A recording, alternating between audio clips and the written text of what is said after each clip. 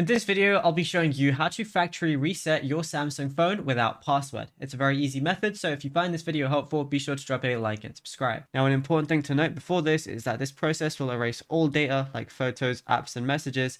And after the reset, you must know the Google account email and password previously used on the device to finish the setup.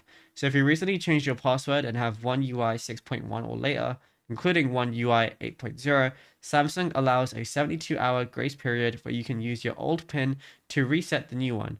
So enter the wrong PIN 5 times until the forgot PIN link appears, then tap it and enter the previous PIN you used before the change. You can then set a new PIN without losing any data. Now, if you don't have the shortcut above, you have to use the hardware buttons.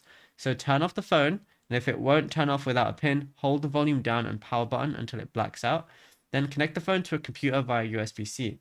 Hold the volume up and power button until the Samsung logo appears, then use the volume buttons to select wipe data or factory reset, and then press the power to confirm. Then select factory data reset and then reboot system now.